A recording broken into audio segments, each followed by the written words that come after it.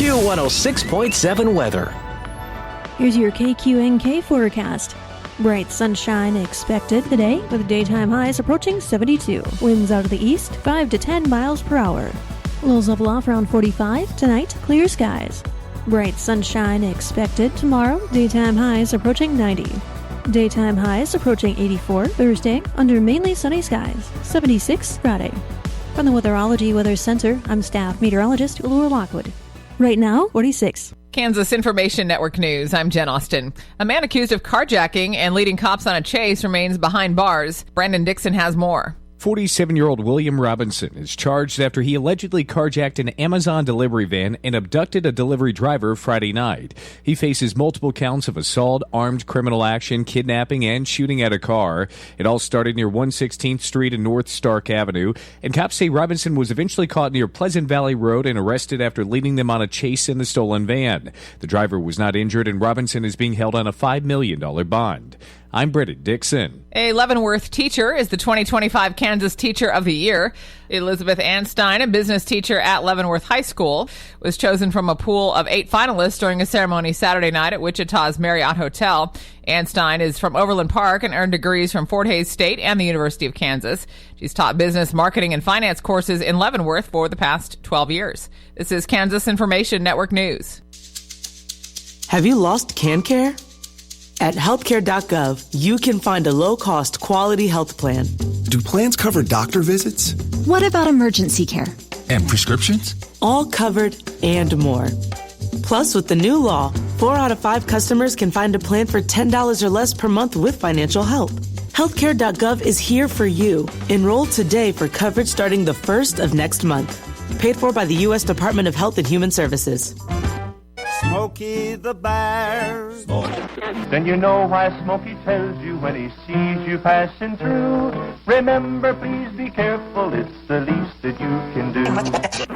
What you desire, don't play with matches, don't play with fire. After 80 years of learning his wildfire prevention tips, Smokey Bear lives within us all. Learn more at SmokeyBear.com. And remember, only you can prevent wildfires. Brought to you by the USDA Forest Service, your state forester, and the Ad Council.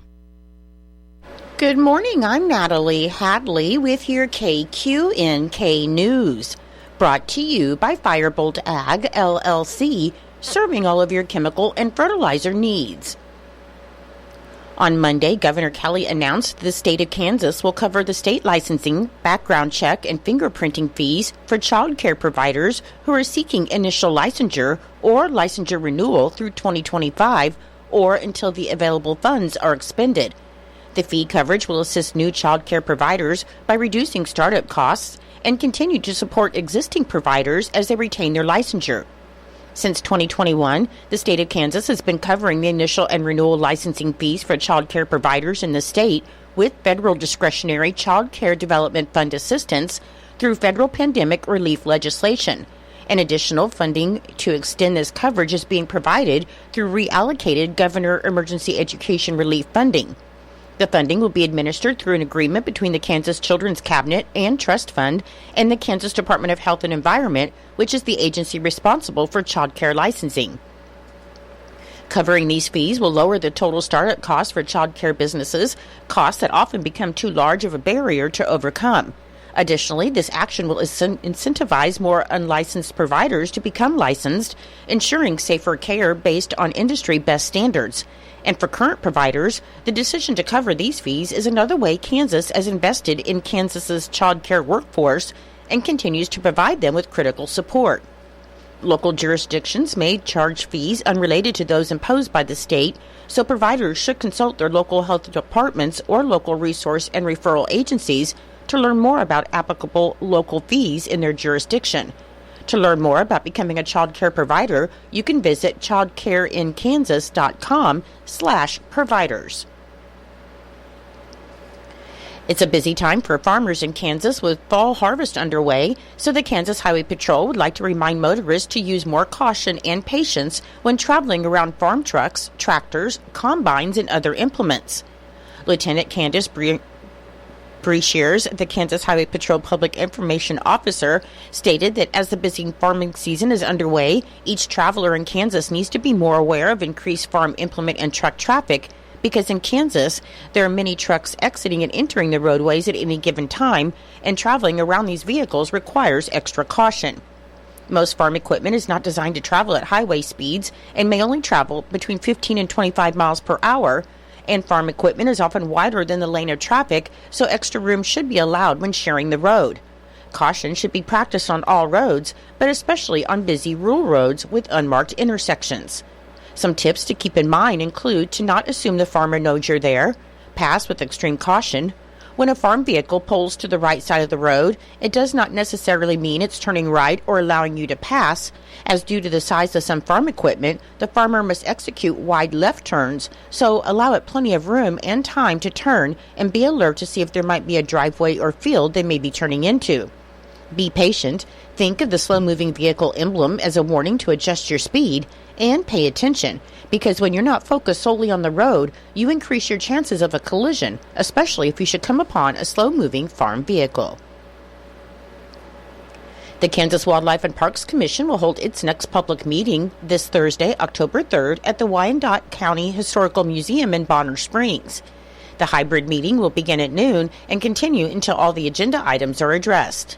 Attendees can participate in person or virtually, and instructions for joining through Zoom, by phone, or live streaming are available at ksoutdoors.com under Instructions to Participate in Virtual Meeting. During the meeting, commissioners will vote on temporary regulations, while permanent regulations will be addressed at a later date, and they include Elk 25 Series regulations and military deer seasons. After the public hearing, commissioners will take public comments on non-agenda items, followed by updates on the agency's fiscal status and a legislative briefing. The commission will then hear a review on coyote night vision and predator control before general discussions on an election of the commission chair, antelope regulations, and elk regulations. The meeting will conclude with discussions on workshop items, which may be voted on at a later date, and they include Big Game 4 Series and 25 Series regulations, carcass movement regulation, fall turkey regulations, and spring turkey regulations, a 5-year review of the threatened, endangered, and species in need of conservation lists, the Kansas River Invasion Carp Summary and proposed snacking opportunity, the invasive species regulations, and sport fish versus non-sport fish regulations. There will be an additional opportunity for public comment on non-agenda items before their adjournment. The complete agenda can be found at ksoutdoors.com, and the next commission meeting is scheduled for Thursday, November 21st at the Great Plains Nature Center in Wichita. In Nebraska news, just before 11:45 p.m., a sergeant with the York County Sheriff's Office stopped a car on Interstate 80 on Saturday near the Henderson exit for multiple traffic violations. During the stop, officials said the sergeant searched the vehicle and found 2 guns, 3 ounces of methamphetamine, and small amounts of fentanyl and Adderall.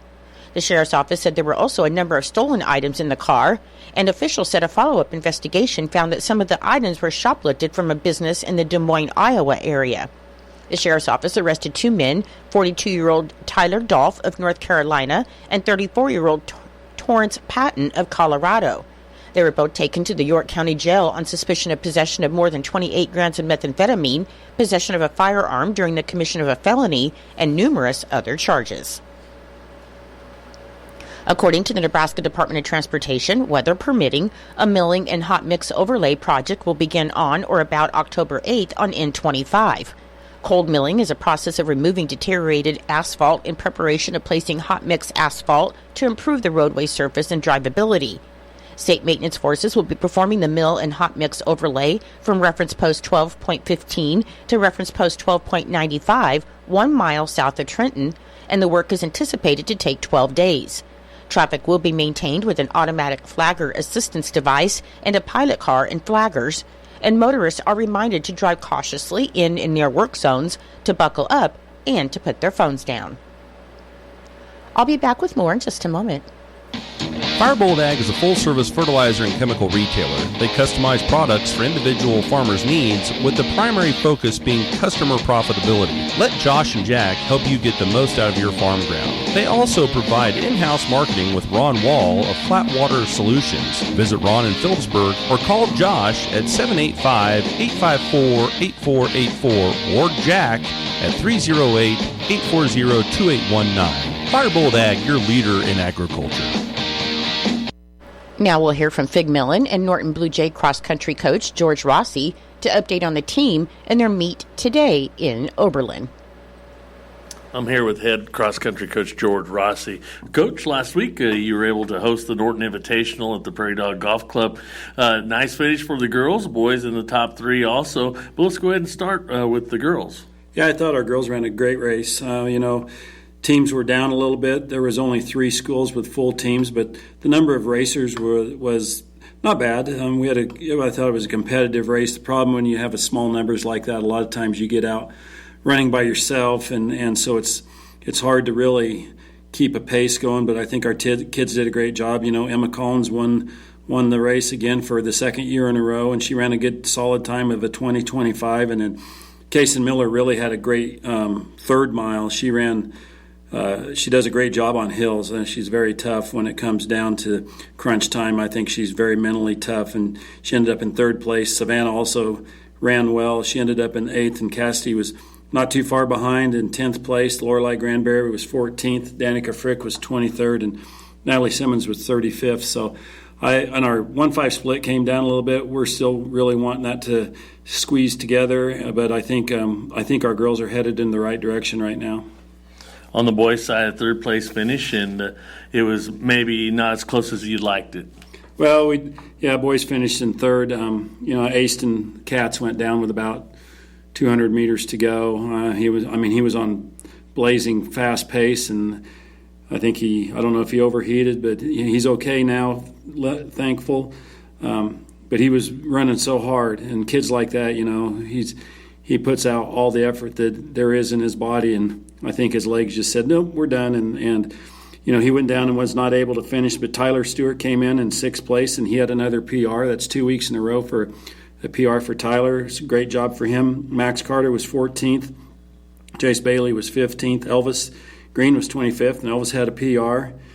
Brexter Eisenhagen was 31st. Noah Lanier was 33rd, and on the boys' JV, we ran Michael Urban. He was 4th, and Michael ended up with another PR. So those 5, 6, 7 guys, 6, 7, 8 guys, they kind of bounce around a little bit. We've juggled lineup every meet we've gone to, but that's what we want. We want those guys to keep better. We want them to keep competing for the varsity spot and keep working to get faster as we go.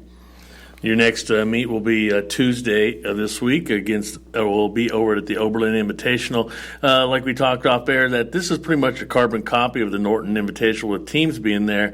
But let's talk a little bit how that course is laid out. Well, it's a course that you run laps on. Kind of you repeat the same loop a couple times, and it's tough. It's another course where you can get by yourself, and first of all, you better make sure you know where you're going, because the lines intersect a little bit once in a while, and you have to pay attention. But it's a lot of the same teams that we have ran against just on Thursday. So what we're trying to do for this meet is just look again competitiveness. Let's see if we can knock some times down. We've had a long weekend. We didn't practice on Friday because of homecoming activities, and so hopefully the kids are rested up. We'll have easy practice on Monday, and then Tuesday we'll go to the meet, and then we have a long time to prepare for our league meet. So it's always been tough, this meet, to kind of get your mind ready for it, because it's on such a short turnaround. But everybody's in the same boat, so we're just going to go out and look and see who's tough and who wants to go out and compete. Is the format pretty much going to run all the boys and all the girls, JV and varsity, together? Yes, there'll be a junior high race, I believe, at 4:30, and then it'll probably be a rolling schedule, kind of like ours. Girls are supposed to start at 5 o'clock, and then the boys approximately 5:30, but they'll run all the JV and the varsity kids together. Well, Coach, we're going to wish the best of luck on Tuesday when you travel to Oberlin for their invitational. Reporting for KQNK, I'm Fig Millen. Thank you, Fig and Coach Rossi, and good luck to the Blue Jay cross-country team today in Oberlin. Funeral services for Sonia Montgomery, 89, formerly of Norton, will be held at 10 a.m. on Saturday, October 5th at the Norton Christian Church. Burial will follow in the Norton Cemetery, and a visitation will be held from 5 to 7 p.m. on Friday, October 4th, also at the church. Memorial contributions may be made to the Norton Christian Church or Manhattan Christian Church, College, and sent in care of Plummer Gobber Funeral Home, 215 West Main Street in Norton. Condolences may be left at plummergobber.com. Your menu today for Eisenhower Elementary School. For lunch, you'll be having lasagna, tossed salad, peaches, garlic bread, and milk. For Norton Community High School and Junior High, your lunch today will be soft taco or corn dog, fruit, and milk. And for Northern Valley Schools, your lunch today will be beef and noodles, potatoes, roll, vegetable, and fruit. I'm Natalie Hadley. Your KQNK News was brought to you by Firebolt Ag, LLC, farmers helping farmers to succeed. You can contact Firebolt Ag today to get the most out of your farmland. Your KQNK weather forecast is being brought to you by Hinkle Termite and Pest Control, your Norton experts for all of your pest control needs. Your forecast for today, it should be sunny with a high near 72 and a north wind around 5 miles per hour, which should become southeast in the afternoon. For tonight, it should be clear with a low around 45 and a south wind of 5 to 10 miles per hour. On Wednesday, it should be sunny with a high near 90 and a south wind of 10 to 15 miles per hour. And on Wednesday night, it should be mostly clear with a low around 51. I'll be back with the rest of your forecast in just a moment. When you've got bugs, we don't want a nuisance that can be. Lock 'em out. From Hinkle Termite and Pest Control, Lock 'em Out is our very effective residential insect prevention program. We'll come to your place and treat your foundation plus all insect entryways. And while we're there, receive a free termite inspection. Call Mr. Rich Wenzel, our certified technician in Norton, at 785-202-0167. That's 202-0167. Continuing with the weather forecast, on Thursday it should be sunny with a high near 84. On Friday, sunny with a high near 78. On Saturday, it should be sunny with a high near 92. On Sunday, sunny with a high near 81. And on Monday, it should be sunny with a high near 80. Currently, with fair skies, it is 43 degrees. The humidity is 61%. The wind speed is northwest at 7 miles per hour. The barometric pressure is 30.46. The dew point is 30 degrees, and the current wind chill is 39 degrees. Your weather was brought to you by Hinkle Termite and Pest Control right here in Norton. You can call Hinkle Termite and Pest Control at 785-202-0167 for all of your pest control needs. It is 8:20. It's time for Kansas Sports, brought to you by United Northwest Federal Credit Union, where everything they do for you. Save more, earn more with the Easy Saver account at the United Northwest Federal Credit Union. Enrollment in this program automatically rounds up the amount of all debit card and share draft purchases made from your checking account to the next whole dollar and deposits into the Easy Saver savings account. Not only will this account help you save, but it also earns 2.01% APY monthly. Special terms and conditions apply. Come in today and open your Easy Saver account at the United Northwest Federal Credit Union, where everything we do for you. NCUA insured. KIN Sports, I'm Spencer Dupuy. Kansas State quarterback Avery Johnson was named Big 12 Offensive Player of the Week after the Wildcats' 42-20 victory over then number 20 Oklahoma State on Saturday. It was announced on Monday by the Big 12 Conference office. It's Johnson's first weekly conference honor this season. He's the first